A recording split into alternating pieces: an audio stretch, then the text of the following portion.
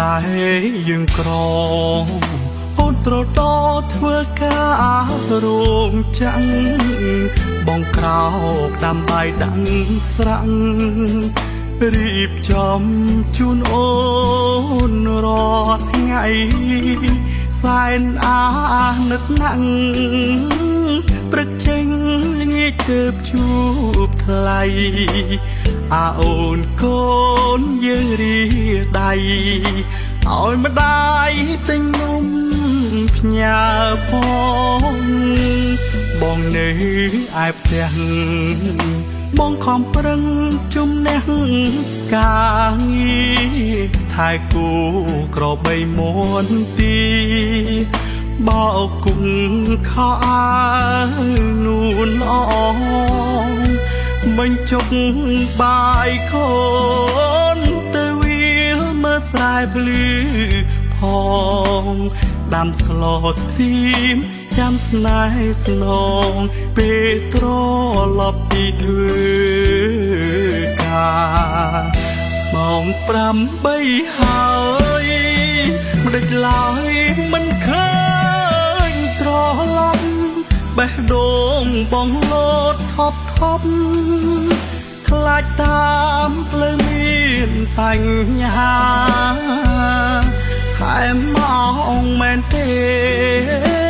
មិនដេចខំពីពេលធម្មតាកូនយើងគ្មានបាយហើយណាខទៅតាក់តងមិនបានទឹកភ្នែកមួយយប់ព្រោះបងទប់អារម្មណ៍មិនជាប់ព្រឹកឡើងខ្លួនដូចឈើងងឃើញអូនក្រឡាំងប្រែប្រានអូនឆក់យកកូនរត់តាមប្រុសនៅក្នុងឡានដៀលបងដូចសត្វទេរឆានគ្មានឡានវិឡាដូចគេ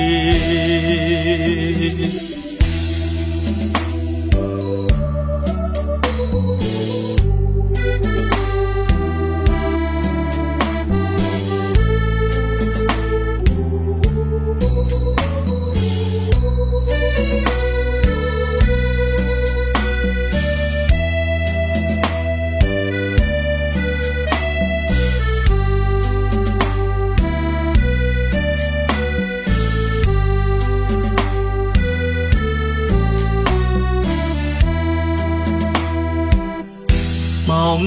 8ហើយមិនដេចឡើយមិនឃើញត្រឡប់បេះដូងបងលោតថប់ខ្លាចតាមផ្លូវមានបញ្ហាថែមមកមែនទេមិនដេចខំពីពេលធម្មតាកូនយើងគ្មានបាយហើយណាខទៅតាក់តងមិនបានទឹកភ្នែកមួយយប់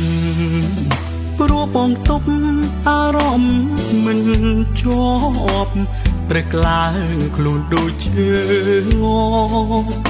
ឃើញអូនក្រឡាំងប្រែប្រានអូនឆក់យកកូនរត់តាមប្រុសនៅក្នុងឡានដៀលបងដូចសត្វទេរឆាន